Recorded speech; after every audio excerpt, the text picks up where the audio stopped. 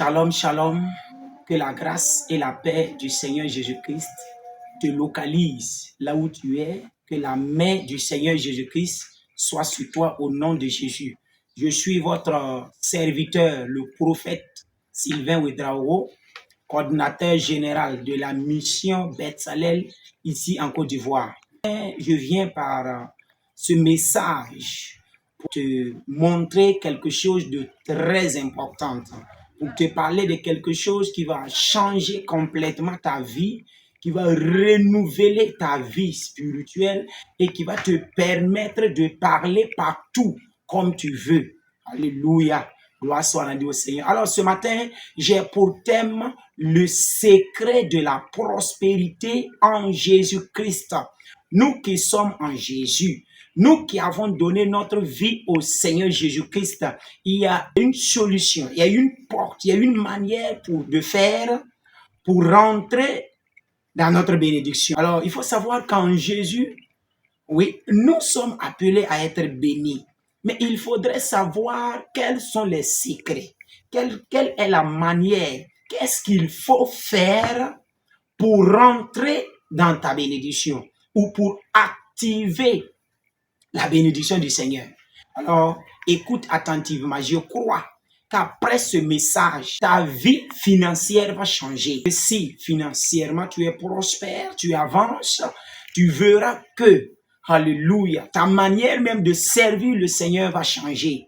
Oui, parce que si tu n'as pas mangé, si tu n'as pas de quoi s'habiller, tu seras triste. Arrivé à l'église, tu ne pourras pas louer comme il se doit. Arrivé à l'église, tu ne pourras pas célébrer le Seigneur avec une grande joie. Alléluia. Je ne vais pas dire que non, c'est l'argent qui nous amène à louer le Seigneur, mais j'aimerais te dire que si tu n'as pas quelque chose, alors cela peut limiter ta joie pour être béni en Jésus-Christ, pour connaître une vie financière percée en Jésus-Christ.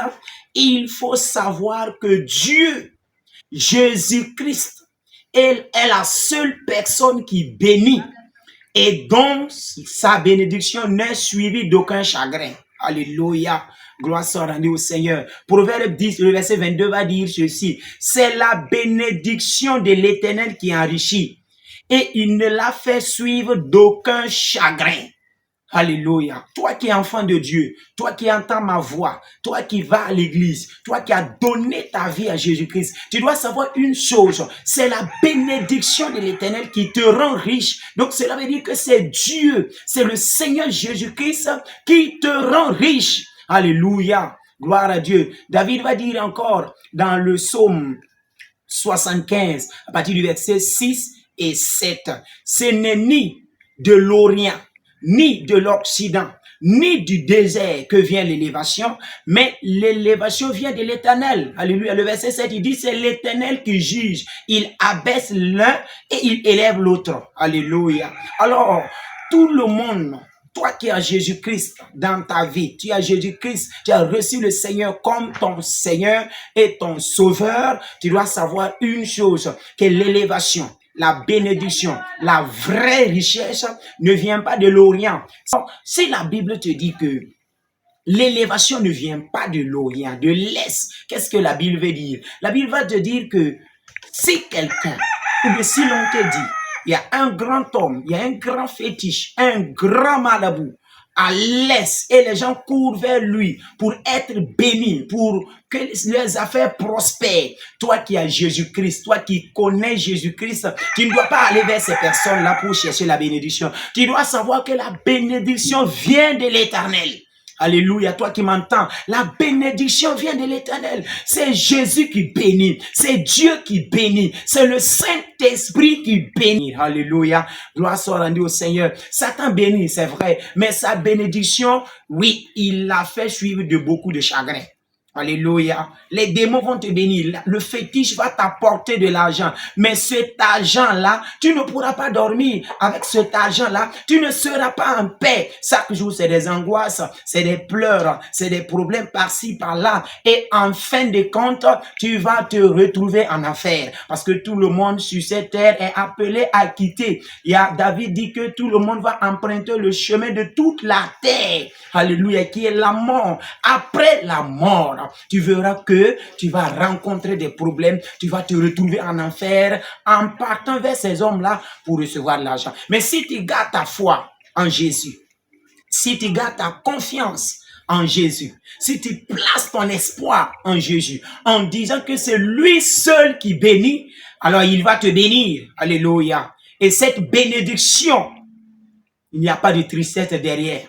Il n'y a pas d'angoisse derrière. Il n'y a pas de problème derrière. Je voudrais que tu chasses que c'est l'éternel Dieu, c'est le Seigneur Jésus-Christ qui est la source de la vraie bénédiction et dont la bénédiction n'est suivie d'aucun chagrin. Ensuite, alléluia, ce que nous devons savoir, c'est que la bénédiction est une promesse de l'éternel pour nous. Alléluia, gloire à Jésus, que le nom du Seigneur soit béni. Waouh, nous sommes bénis. Tu es béni, toi qui entends ce message. Tu es béni, toi qui écoutes ce message. La bénédiction est une promesse de l'éternel. Alléluia. Dieu nous a promis la bénédiction. Dieu a déclaré de sa propre bouche qu'il va nous bénir. Et la Bible dit que Dieu n'est pas un homme pour mentir. Il n'est pas le fils de l'homme pour se repentir. Ce que sa bouche dit, sa main l'accomplit. Alléluia. Qu'est-ce que Dieu a dit? Dans Jérémie 29, le verset 11, Dieu va dire là-bas, je connais les projets que j'ai formés pour toi.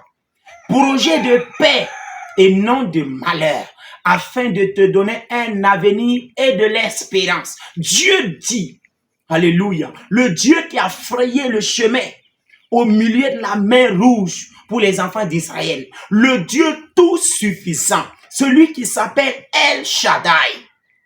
Alléluia. Il a dit, je connais les projets que moi j'ai formés pour toi. Quelle grâce, quelle joie. Quel privilège, des projets de paix. Alléluia. Si le Seigneur te dit qu'il va te donner la paix, c'est que le Seigneur veut te combler de toutes choses, qui va te permettre d'être en paix. Un pauvre n'est pas en paix. Une personne malade n'est pas en paix. Une personne qui n'a pas à manger, il n'est pas en paix. Mais si le Seigneur te dit qu'il te donne la paix, c'est qu'il assure tout ce que tu as besoin pour rester dans la paix. Alors, je proclame la faveur de Dieu sur toi. Je proclame la paix dans ton cœur. Partout tu es, partout tu entends ma voix. Tu n'avais pas la paix du cœur parce que quelque chose te manque. Je déclare sur la base de la parole que la paix te localise au nom de Jésus-Christ. Alléluia. Qu'est-ce que Paul va dire aux Éphésiens? Dans Éphésiens 1, le verset 3. Alléluia. Il dit, béni soit Dieu, le Père de notre Seigneur Jésus-Christ, qui nous a bénis de toutes sortes de bénédictions spirituelles dans les lieux célestes en Christ. Alléluia. Paul révèle à l'église d'Éphèse.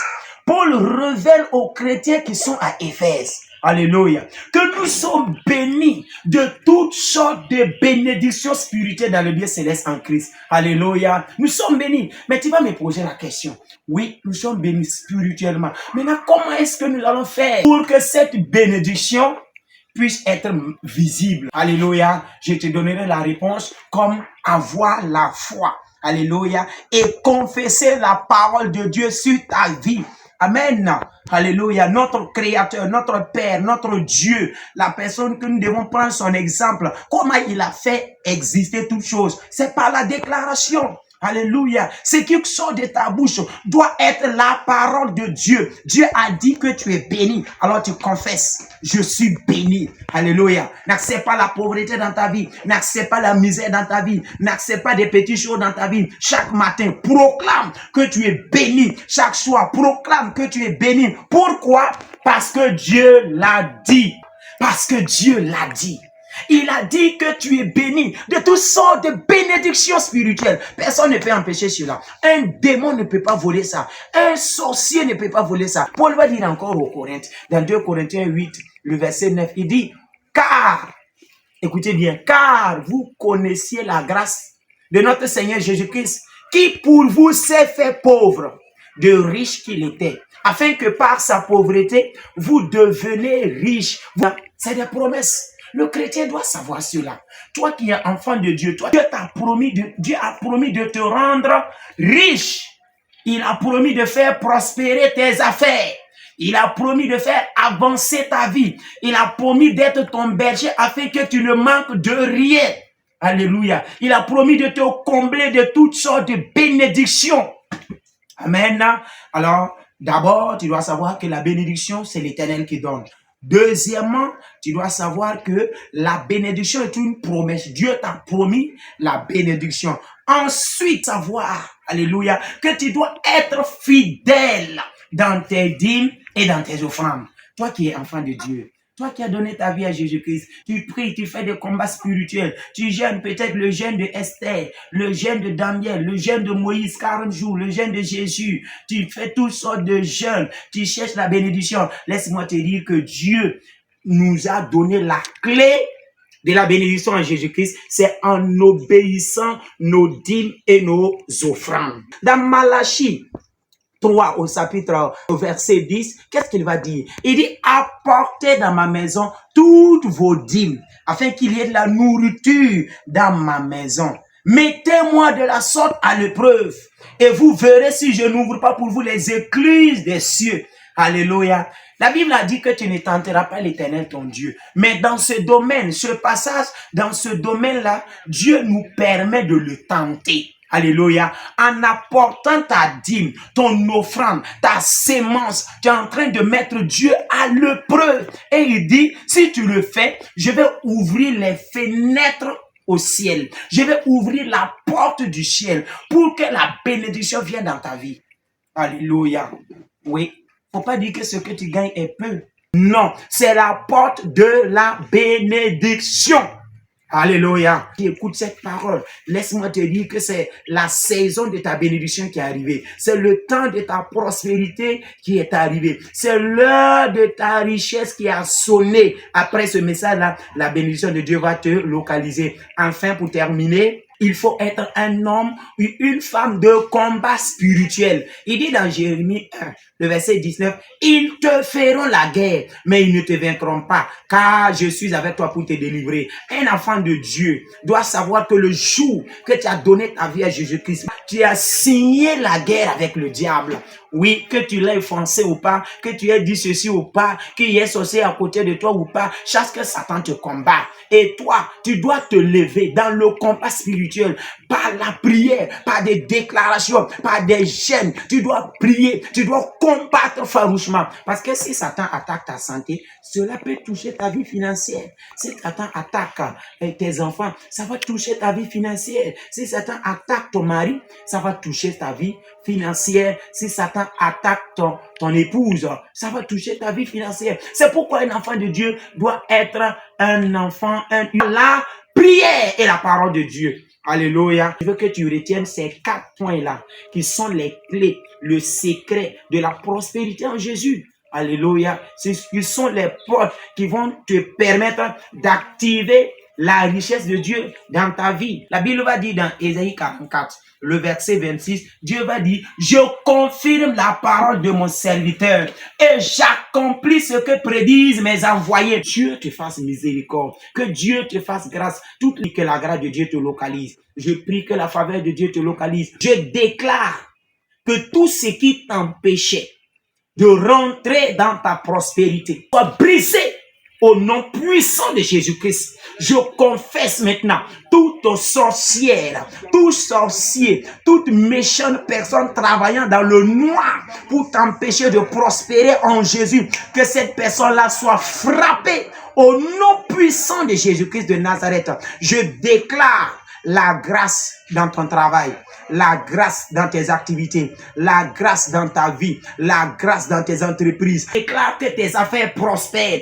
Je déclare que ton commerce va marcher. Je déclare que ton travail sera béni. Toi qui sais du travail partout où tu te trouves, laisse-moi te dire que tu seras embauché. La Bible dit qu'au nom de Jésus, tous genoux fléchissent. L'esprit de la pauvreté fléchit les genoux devant toi maintenant. Au nom de Jésus. Alléluia. Que la grâce et la faveur de Dieu soient sur toi. Quel que soit ton problème, Christ est la solution. solution de ce problème. Il va venir, il va résoudre ton équation au nom de Jésus. Si ce message t'a béni, abonne-toi. Shalom.